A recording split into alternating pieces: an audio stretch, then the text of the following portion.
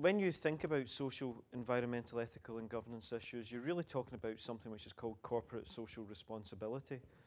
Are businesses being responsible within our environment?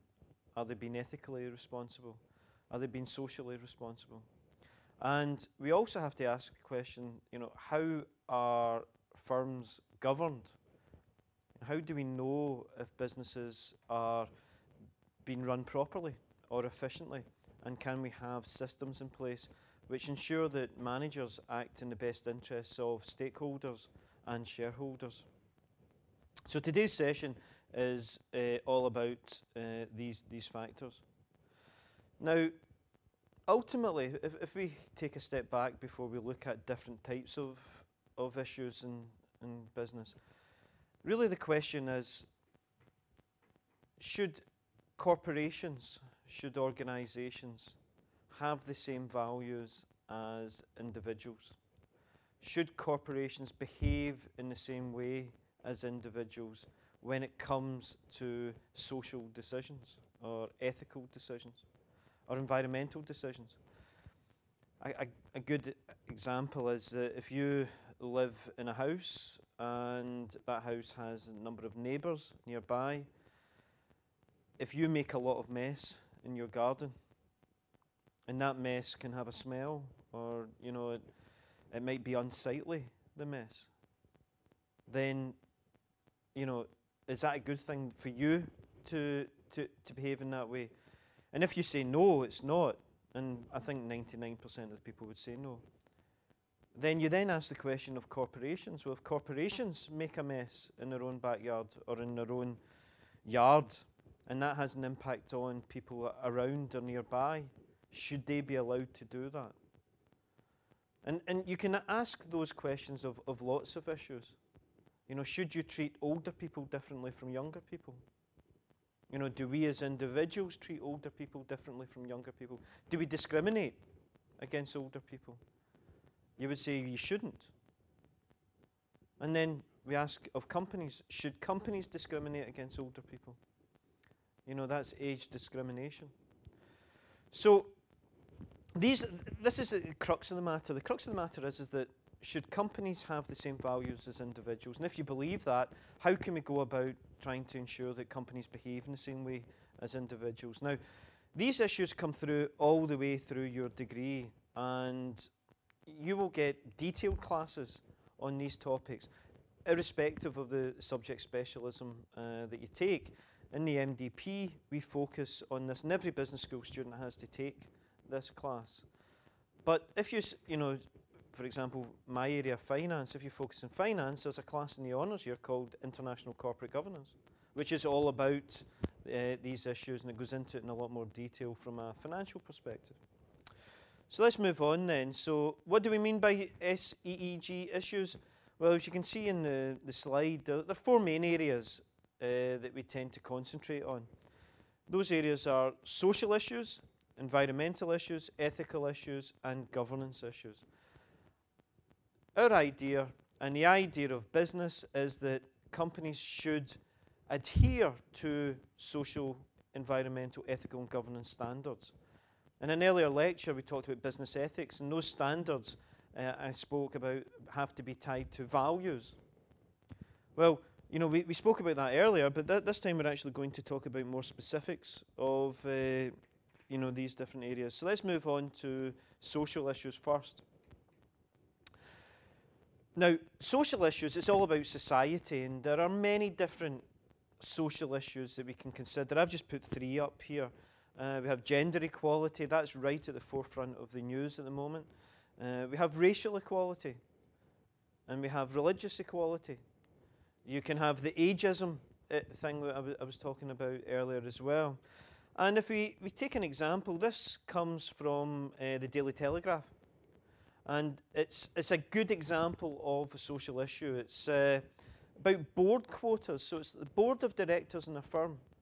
And there's a real movement at the moment within the European Union saying that, you know, women are discriminated against at the very top of corporate organisations. We call it a glass ceiling. There doesn't seem to be any reason why females don't have a kind of bigger presence on boards. And so the European Union, and this has been, I suppose, really pushed forward initially by Scandinavian countries and in Spain, basically want to bring in a quota where non-executive directors of a company, now a non-executive director is an individual who sits on the board of the company but isn't actually employed by the company. And so we call them non-executive. If you're employed by the company and you're making decisions for the company, then you're an executive director. But non-executive directors sit outside and they give their experience, they give advice to the board. Basically, it's to give an outside view and an objective view that maybe the executive directors don't have. Non-executives are also there to ensure that the managers make decisions that are appropriate for the company. And the European Commission is arguing that there should be this quota, that females should have a greater representation on the board. In a lot of big companies, you only get like maybe 10% of females are on the board. And so, you know, we've got this proposal where we're actually asking for 40% of non-executive directors in any company should be female. France and Germany are pushing for this, but in actual fact, Britain has disagreed with that. And they've disagreed and they've said, well, okay, you know, the people who get onto boards, it shouldn't be you shouldn't be solely because you're a female. You know, it should be based on ability and experience alone. There are both sides to this story, and it's, you know, this particular case is an example of both arguments. You can argue for, you can argue against, and people can get quite animated about this. As part of your assignment, this might be something that you might choose to look at and consider. So that's board quotas. It's to do with gender equality. And it's an area that we say is a social issue, you know, in business. Move on to environmental issues. The climate change is always in the news. You know, what causes climate change? Well, it's industry. It's businesses that are using, you know, greenhouse gases and they're not cutting back, and this can have an impact on the environment. So there's a big view. A lot of people disagree with it, and again, you know, these things aren't black and white. But there's a very strong view saying that a lot of the weather patterns that we're seeing at the moment is down to business, is down to corporations. These issues are man-made. And, you know, you could argue that there's quite a lot of evidence for that. And so it maybe is incumbent upon businesses to ensure that they are using materials or they have policies which are friendly to the environment, that are protecting the environment. The argue is that, you know, we're using this world of finite resources, but in actual fact we have a responsibility to our descendants and our descendants' descendants not to waste what we've got here. Big issues that have been in the news recently is the use of hazardous substances, energy, water wastage. In many parts of the world there are droughts, but companies are going through lots and lots of water and not really keeping it to try and recycle it. And you have the fuel emissions, which is a big thing in terms of the developed world against the developing world. We saw recently in the European Union putting carbon tax credits, which effectively means that if you have too many emissions, you have to pay a tax on that, too many carbon emissions. But China has completely disagreed with this and said that this is actually discriminating against developing economies, because developing economies don't have the infrastructure to pursue clean energy policies. And so it's actually been discriminatory against emerging market firms. And so they've disagreed with this. And this hasn't been resolved as yet.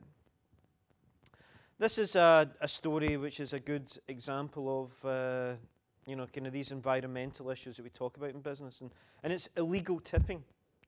And this actually just comes from the south of Wales. It's just a small story. It comes from September 2012. And you can see it says damage on an unprecedented scale was caused by caused to the Gwent levels in what was described as one of the worst environmental crimes this area has suffered to one of its protected areas. This chap, Stephen Brindley Richards, made £2 million from dumping 26,000 tonnes of waste. Okay, you know, the waste had to go somewhere.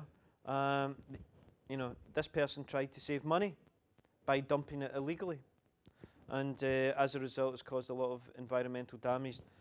Now, you could even just look at this particular story, and then, you know, and there's a number of issues come up. This individual made £2 million from dumping this, and was fined £329,000.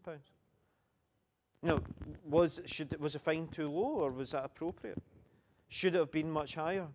What about the impact, the long-standing impact to the environment? Is that person responsible for that? You know, there are so many areas where regulation hasn't really kind of come up to the level where you would say, well, maybe, you know, it might be more ethical to consider a more severe crime. But then you could be arguments against this and saying, well, okay, what was the real impact of this dumping? And, you know, maybe the £329,000 was enough. We then go on to ethical issues. Ethical issues deal with decisions which are unethical in business, and it's the endeavour to ensure that businesses make ethical decisions. Again, another 3 examples. There are so many that you can come up with. I've just chosen 3, and these have been in the news recently. Misleading advertising. You know, do companies make claims that are not true? You know, we've seen quite a lot in terms of the way that food is advertised, in terms of having little salt content, calling it low salt. Well, what does low salt mean? Is it in comparison to something else? A really good case recently was the case of Poundland. Poundland is a company that sells goods for like really deep discounted goods. They had a case where they had packaging that said 50% extra.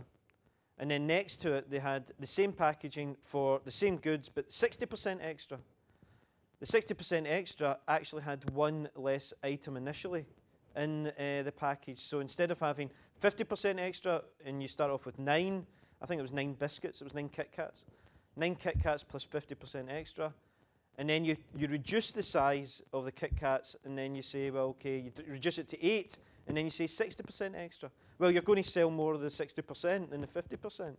And that's misleading, and it actually fools consumers. And that isn't really something which is, you would say, is an ethical thing to do. We can go on to the way in which companies employ their staff, the policies they have. Do we have, for example, child care within companies? You know, if you don't have childcare, then it really discriminates against parents, females who have to look after their children. They can't work. And this is a big issue when we go into agricultural companies that operate in Africa or third world areas like in Asia, in India, like coffee plantations. They're predominantly females that operate in those, and you do need childcare there. And then you can go into supplier contracts and pricing. This came to the fore recently when big supermarkets were criticised for, first of all, getting farmers to engage with the big supermarkets, and then once they were fully dependent upon the order flow from the supermarkets, then reducing the prices that the supermarkets paid to the farmers, and it meant that the farmers were actually selling the goods at less than what it cost to make them. And when we talk about supplier contracts, you're really talking about the differential in power between a very large organisation and a number of small organisations. And the large organisations should treat the small organisations fairly, but they don't always do that. Bribery is something which is becoming more and more in the news and is actually affecting a lot of European companies. You know, with the global economic downturn, it's getting more and more difficult to do business, and you have the high standard of governance, high business standards in Europe and the US, And then you have lower standards which come from, like, say, China. And this is a big impact in Africa, where there's an argument from the West that's saying that businesses are losing out to Chinese companies because the Western businesses are having to adhere to lots of really high standards, for example, bribery. They're known as business facilitation fees, you know, in order to try and encourage deals to go through. Well, a lot of Chinese companies don't have that same standard, and so they just pay, you know, kind of more. They don't care who they're dealing with. That is a criticism of Chinese companies, and the Western companies are saying that they're being disadvantaged because of this. But you could also argue that, you know, bribery is something which is actually fundamentally wrong, and given that it is fundamentally wrong, companies should just not participate in that. And so again, you've got the two sides. There's something which is just wrong, it's bribery, it's unfair, it can give an unfair advantage to companies that don't deserve that advantage. And then you have the other side that says, well, if we don't pay bribes, then we're going to lose the business, so there's no point as even being in there in the first place. This is something that business people and regulators and scholars are debating just now. And there is no answer. There's no correct answer. Well, there is a correct answer depending on your perspective. And it's an issue that is going to really have an impact in all areas, whether you are studying business enterprise, entrepreneurship, or marketing, or finance. Everything is affected by these ethical issues.